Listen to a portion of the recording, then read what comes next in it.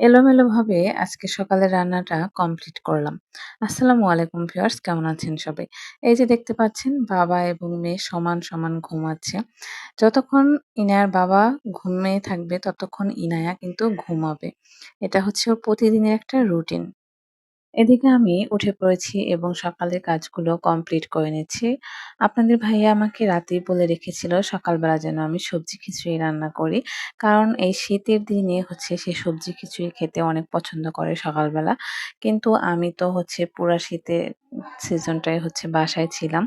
আমার বাবার বাসায় ছিলাম। যার কারণে সেভাবে আরকি ইনায়ার বাবার একা একাই খিচুড়ি রান্না করে খাওয়া হয়নি।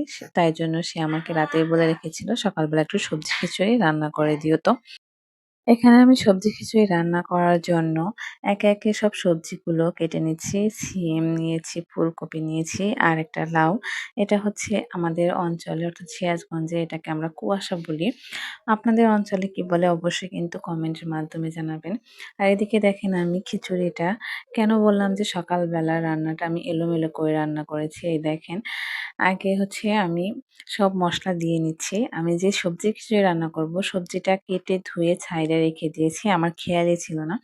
পরে আমার মনে হয়েছে কি ব্যাপার, আমি যে সব মসলা দিয়ে দিচ্ছি, আমি তো সবজিটাই এখনো দেওয়া হয়নি আমার। পরে আমি সবজিটা হচ্ছে এখানে এড করে দিচ্ছি। মাঝে, মাঝে এখন সবকিছু কেন যেন এলোমেলো হয়ে যায়। অনেক কিছুই ভুলে যাই। আসলে খেয়াল থাকে না। এই দেখেন আজকে রান্নাটায় কি একটা অবস্থা হয়ে গেছে। সবকিছু সুন্দরভাবে গুছিয়ে করব তা না কেমন একটা এলোমেলো হয়ে গিয়েছে। সেজন্যই আমি শুরুতেই বলেছিলাম যে এলোমেলোভাবে রান্না করেছি। আমার মতো কি আপনাদের এই একই অবস্থা হয় নাকি মাঝে, মাঝে অবশ্যই কমেন্ট করে জানাবেন। আর আমার ভিডিওটি যদি আপনাদের ভালো লেগে থাকে তাহলে অবশ্যই একটা লাইক, কমেন্ট, শেয়ার করবেন। চ্যানেলটি সাবস্ক্রাইব করে রাখবেন যাতে করে আমি পরবর্তীতে কোনো ভিডিও দেওয়ার সাথে, সাথে আপনাদের কাছে নোটিফিকেশন চলে যায়। আমি এখানে সব মসলা দিয়ে নিয়েছি এবং সবজি যে কেটে রেখেছিলাম সেটা দিয়ে ভালো করে মেখে নিচ্ছি। ভালো করে মেখে নেওয়ার পরেই কিন্তু আমি এখানে পানি এড করব। পানি এড করে তারপর হচ্ছে আমি এখানে রান্নাটা উঠিয়ে দিয়েছি। এদিকে আপনাদের ভাইয়া এবং মেয়ে উঠে পড়েছিল। পরে আমি বাবুকে কোলে নিচ্ছি। তারপর আমি রান্না শেষ করে এই যে দেখেন আমার সবজি খিচুড়িটা কেমন হয়েছে। অবশ্যই কিন্তু মজাদার হয়েছে।